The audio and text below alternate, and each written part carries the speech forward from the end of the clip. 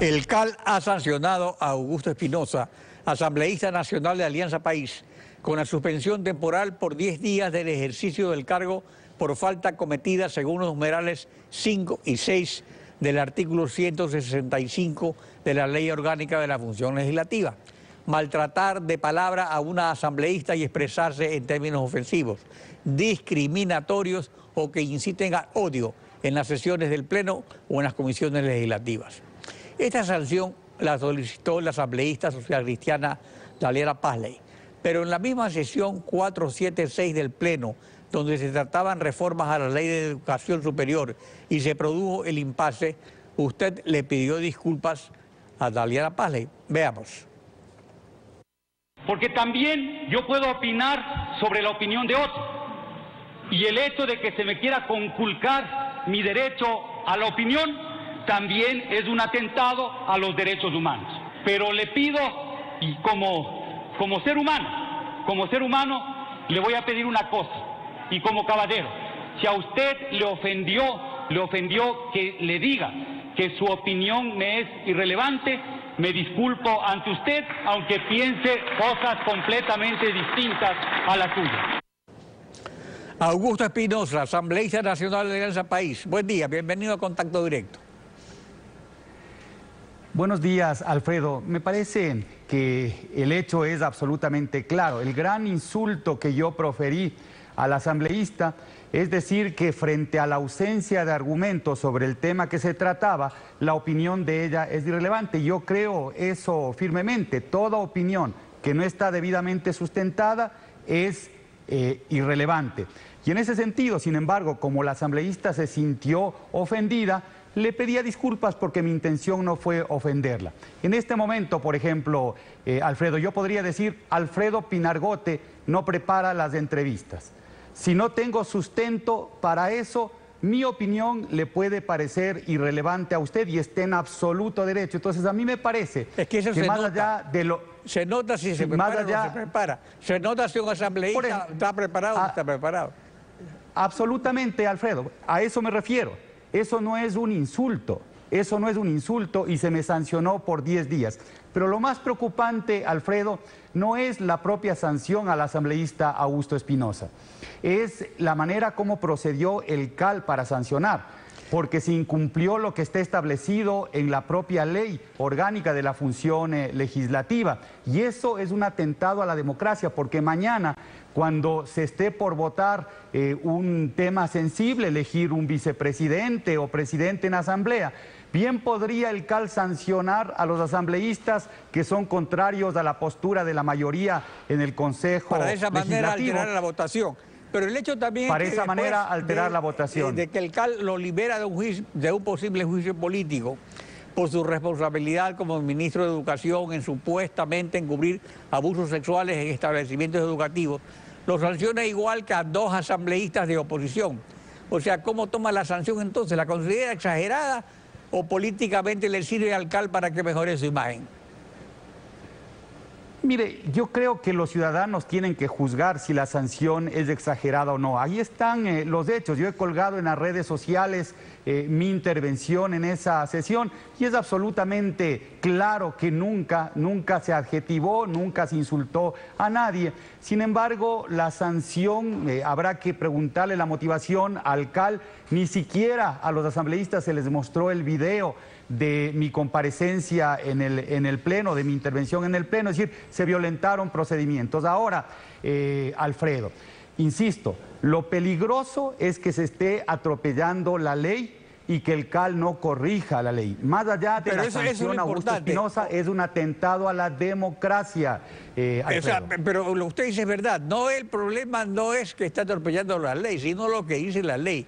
Porque estas 3 sanciones de suspensión temporal del ejercicio de un mandato popular, ejercer el cargo de asambleísta, y que además vulneran la inmunidad parlamentaria y el derecho a la libertad de expresión, o sea, ¿son legítimas y constitucionales o deben desaparecer de la ley? Primero, son ilegales porque no cumplen con la ley y son ilegítimas en mi caso porque yo no proferí ningún insulto a nadie. La ley establece, la ley orgánica de la función legislativa establece un procedimiento para las sanciones y es el pleno de la Asamblea el que debe determinar si alguien incumplió con una reglamentación y amerita una sanción, y después de que el pleno trate eso, entonces el CAL puede imponer la sanción, es decir, no se cumplió con el debido proceso. Ahora habría que hacer un análisis. Si es que los reglamentos de la función legislativa se contraponen con la propia ley establece inmunidad civil y penal para los asambleístas. Teniendo inmunidad civil y penal, sin embargo, el CAL sanciona atentando contra derechos que tenemos nosotros de representar al pueblo y contra los derechos del propio pueblo de ser representados, porque millones de ecuatorianos votaron por nosotros para que lleguemos a la Asamblea. Estas son las cosas que hay que cambiar y que lamentablemente se introdujo en la famosa década ganada, pero usted mismo lo está viendo ahora porque ha sido víctima del engranaje que crearon. Ahora vamos a la consulta. ¿Usted apoya el no a restablecer la reelección por una sola vez resuelta en Montecristi y aprobada en referéndum? Gustavo Baroja, presidente provincial de Alianza País en Pichincha, al respecto sostiene lo siguiente. Veamos. Aprobamos esa constitución la gran mayoría de ecuatorianos y ecuatorianas, cerca del 70%. Y obviamente la constitución ahí señala una reelección por una sola vez. Creo que un periodo, bien sea para presidencia o prefectura o alcaldía, es un tiempo no tan necesario como para cumplir con los determinados objetivos y los planes de desarrollo. 2 periodos yo creo que son suficientes, 2 periodos que permitan cumplir con esos objetivos. No, yo no siento que haya una afectación a los derechos. Además, los que podemos postularnos para una reelección indefinida somos pocos. Es los derechos entonces de unos cuantos por encima de los derechos de los demás. Ahora, si se elimina la reelección indefinida, ¿hay regresión de derechos o solo afecta a unos pocos, como dice Gustavo Baroja? Es definitivamente una regresión de derechos, porque no solo está el derecho a la libre postulación de alguien, sino el derecho del pueblo a escoger a quien él quiera escoger para que le gobiernen las distintas instancias de gobierno. Y en ese sentido yo creo que lo penoso de todo esto es cómo cambian las posiciones de un periodo a otro, cómo se acomodan los discursos. Habemos quienes siempre hemos pensado de la misma manera y hemos dicho públicamente que creemos en que existe progresión de derechos conforme a las cartas internacionales de derechos cuando el pueblo es libre para elegir a quien quiera elegir y los ciudadanos son libres de postularse, no elegirse, postularse las veces que quieran. Miren, hay un ejemplo clarísimo en el propio gabinete del presidente Moreno. 2 hoy ministros que fueron exalcaldes, el exalcalde de Quito y el exalcalde de Cuenca. Los 2 se postularon para la reelección y el pueblo les dijo que no. El pueblo no los reeligió, es decir, es el pueblo el que elige si es que alguien es reelecto para un cargo. El individuo solo puede postularse y entonces yo creo que eso es un derecho de todos. El asunto es la cuestión del proyecto político y históricamente qué ha ocurrido. Históricamente el PRI de México es el partido que más ha durado en el poder con elección popular del presidente de la República. 71 años consecutivos sin reelección. Más que el Partido Comunista de China, con elección indirecta y reelección por una sola vez, que el próximo año cumplirá 70 años en el poder. Entonces, ¿qué fundamento electoral o político sustenta intoxicar a un proyecto político como de la Revolución Ciudadana con el culto a la personalidad a Rafael Correa?